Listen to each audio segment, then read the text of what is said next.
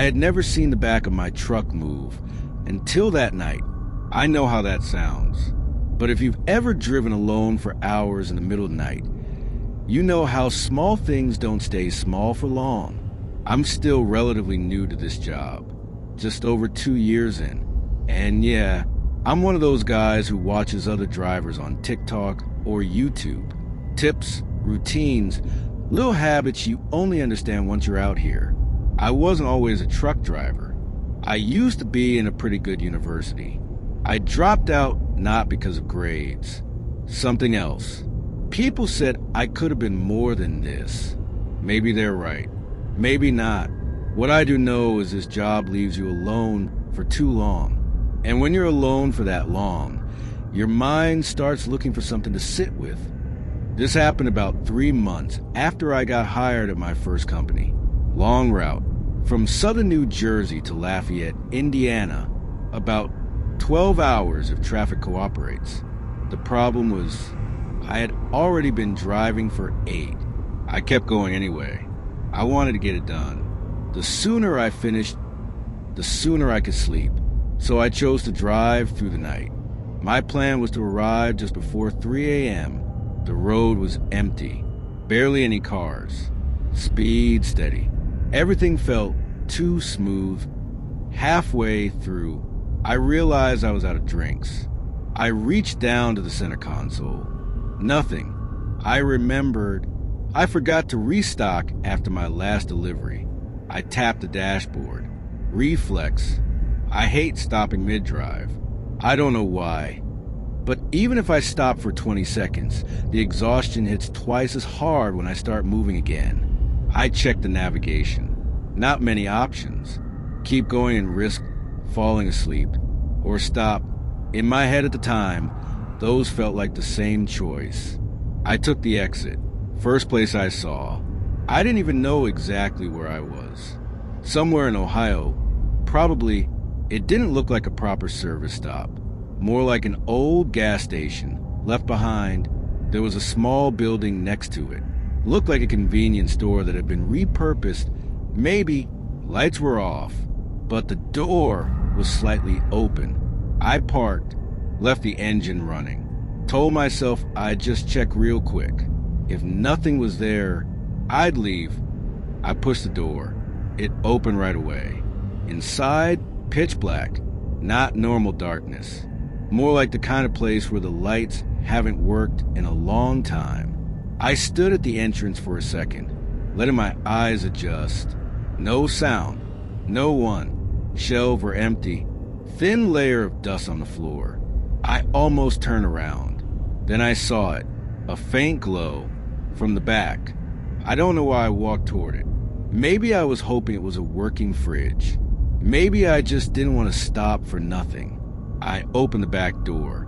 There was a refrigerator in the corner. Still running. I actually felt relief for a second. I opened it. Empty. Not empty like sold out. Empty like everything inside had been removed. No shelves. Just hollow space and that small light still on. I closed it slowly. And then I heard something. A clatter. From the main room. I froze. Completely still. 10 seconds, maybe more. I tried to convince myself it was just the building settling. Old places make noise. They have to. I stepped back into the main room. Nothing. Nothing out of place. I didn't keep looking. I walked out, closed the door, and headed straight back to the truck. A short distance ahead, there was another store. This one was open. Bright lights. Normal cashier. I bought a drink. Didn't say much. Went back to my truck. As I climbed in, I looked back at the building. The door was open. Wider than before. I was sure I had closed it. I didn't go back. I started the engine fully and got back on the road. The caffeine kicked in pretty fast.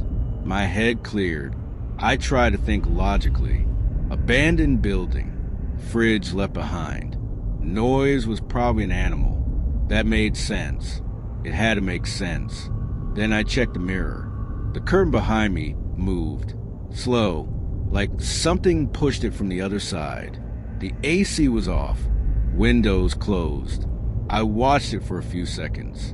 It moved again, clearer this time, like something touching it. Sweat started running down my temple. My brain went straight to one conclusion. Someone was in my truck. I didn't stop.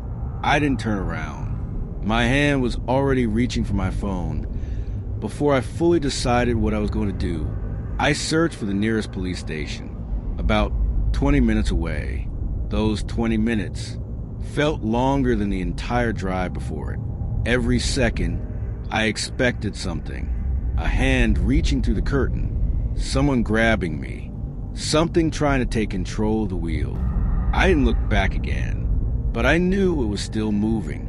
I could see it just barely in the edge of my vision. The police station lights finally came into view. I didn't slow down gently. I pulled in faster than I probably should have for something that size. Stopped as close to the entrance as I could. Got out. My legs were already moving before I made the decision. I went inside and told them there were people in my truck.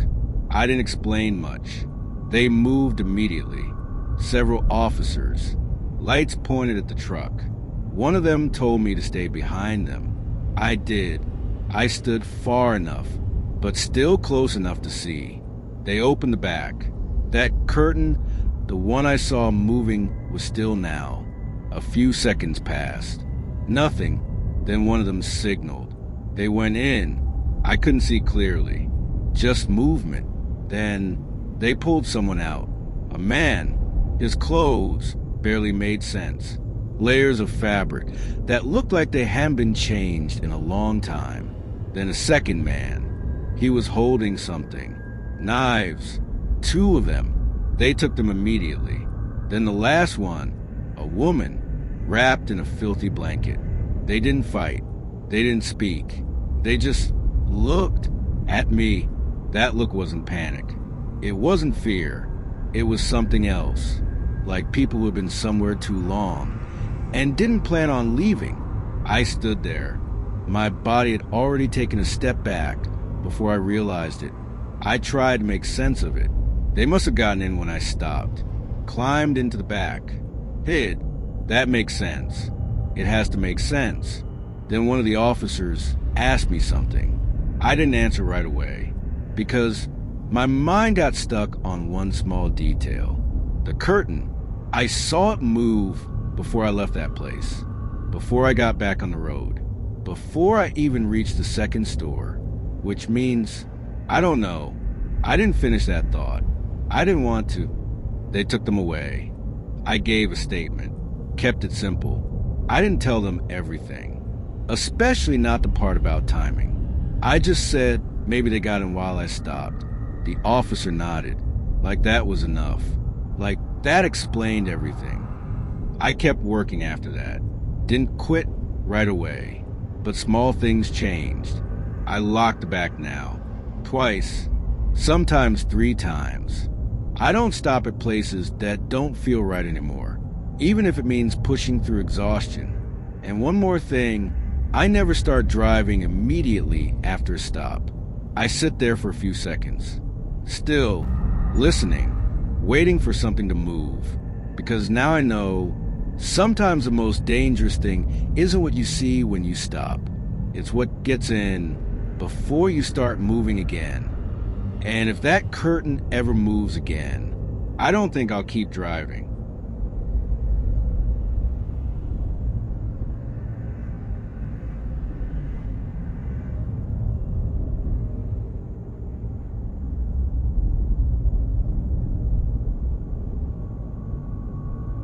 I almost hit the car because my headlights weren't bright enough to see it any sooner.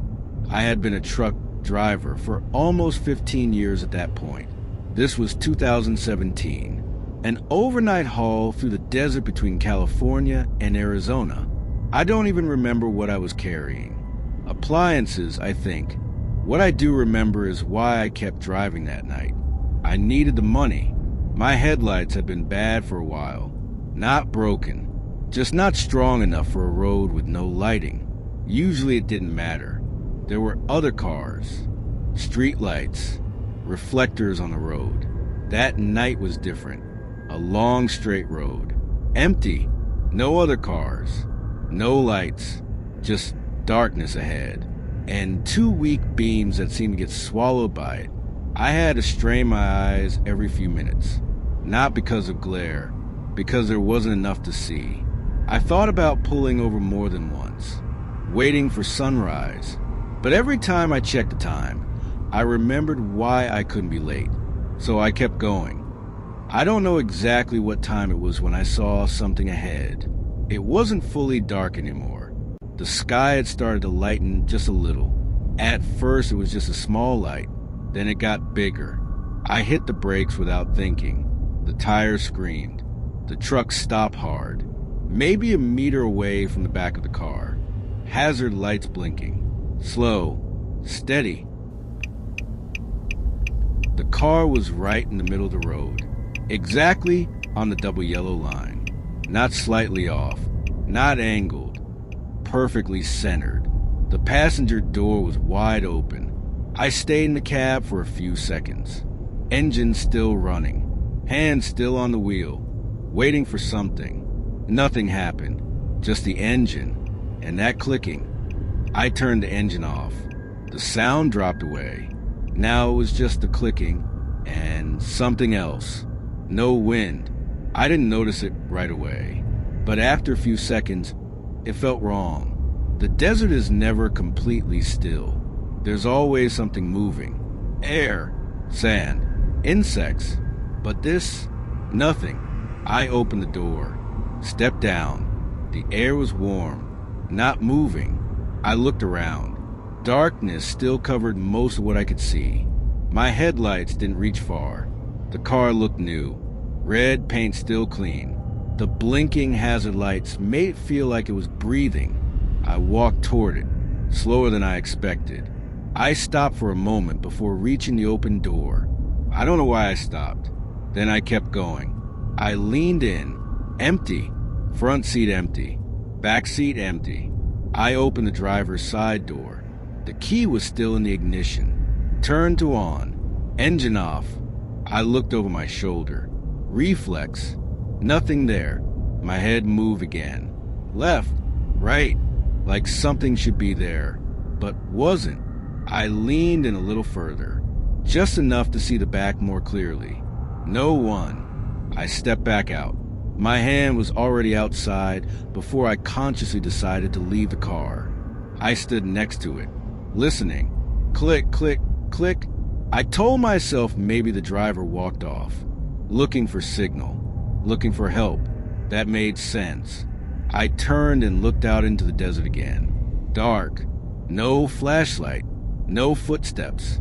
No sound except that clicking. I walked to the back of the car. The trunk was closed. I pulled the handle. Didn't open. Locked. I went back to the front. Took the key from the ignition. Returned to the trunk. Turned it. Click. Pulled again. Didn't open. Like something was holding it shut from the inside. I stopped. My hand still on the handle. But I didn't pull again. I don't know why. I could have gone back to my truck right then. I almost did. My foot stepped back once. Then stopped. I looked at the car again. I didn't decide to continue. My body just turned back on its own. I opened the rear door. The seats folded down. I pulled them. Now I could see into the trunk from inside. 3 black garbage bags. Tied tight. Packed. Not large, but full. A rope stretched across, holding something in place. Like it was meant to keep whatever was inside from pushing out. I swallowed. No smell. That's the first thing I noticed. No smell at all. I leaned closer. My hand lifted. Not touching yet. Maybe 5 centimeters away from one of the bags. I glanced over my shoulder again. Nothing. Back to the bag. My hand still hovering. And then the sound. Hey! One sound. Loud. Louder than anything I've ever heard out in the open like that. like something cracked right next to my ear. My head hit the roof of the car. I don't remember ducking. My body was already moving back. The key fell from my hand. I didn't pick it up. I was already out of the car, moving fast toward my truck. I heard a voice, shouting, far, but getting closer. Hey! Once. Then again, closer. I climbed into the cab, my hands shaking as I turned the key. The engine choked. Didn't start. I cursed, turned it again. The engine came alive. I threw it into gear, and as the truck started moving, I saw him, behind the car, standing near the trunk. A man, short, stocky, light reddish hair, overalls, tall boots, a small shovel in his left hand, in his right, a rifle. We looked at each other for a few seconds, my truck still rolling forward. He didn't raise the rifle, didn't step toward me. He just stood there. His face wasn't what I expected. Not angry, not panicked, more like someone who had lost something. The shovel dropped from his hand. He stepped forward, raised his arms. Wait! His voice cracked. He waved. One step, then another. I didn't stop. My foot was already pressing the pedal before my mind finished deciding. The truck passed him. I saw him in the mirror. He ran a few steps after me, then stopped, turned, went back to his car. I pushed the pedal harder, speed climbing. I wasn't looking forward for a few seconds, just a mirror, waiting for his headlights, waiting for him to follow. Nothing, then something, lights, far behind, then closer, too fast. My heart was louder than the engine. I grabbed my phone, called. I don't remember exactly what I said, just pieces, location, road, red car, rifle. I looked back again.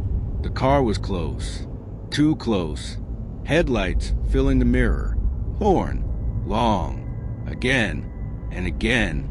He didn't try to pass. He stayed behind me, right on my tail, like he wanted me to stop. I didn't slow down, didn't brake, just kept going. Left hand on the wheel, right hand still holding the phone. The voice on the other end said something. I didn't really hear it. Everything blended together. Engine, horn, my breathing. It went on longer than it felt. Maybe 15 minutes, maybe less. I don't know. Then suddenly, lights ahead, flashing, blue, red, a police car. In the distance, the car behind me reacted immediately, pulled out, came alongside, then cut in front, and turned sharply off the road, into the desert. Its lights disappeared in seconds. I slowed, pulled over, my hand still gripping the wheel even after the truck stopped. I didn't get out right away. The officer arrived a few minutes later. I explained, as best as I could. I repeated parts. Red car, open door, bags, rifle. He wrote things down, asked the same questions in different ways. I told him he could still catch the guy. Now, right now. He said they would handle it. He didn't go after him. I was sent on my way. He said they'd contact me if there were any updates. They never did. I've told this story more times than I can count. Every time it feels slightly different. Not because I add anything, more because something always feels incomplete. People always have theories. The most common one, what was in those bags? I thought about that too, but they were too small. And if that was it, the shovel was too small. And if that was it, he wouldn't have chased me like that. He wouldn't have stood there like that. He wouldn't have called out for me to stop. Like I was the one doing something wrong. I still drive. Night routes too. Deserts included. I fix my headlights. They're bright now. Much brighter. But there's one habit I can't shake. If I see a car stopped in the middle of the road, door open, hazards blinking, I don't slow down anymore. I don't look inside. I don't get out. I don't get close. I stay in my lane. And every time I pass something like that, I have to stop myself from checking the mirror for too long, because a few times I almost expected to see headlights following me again.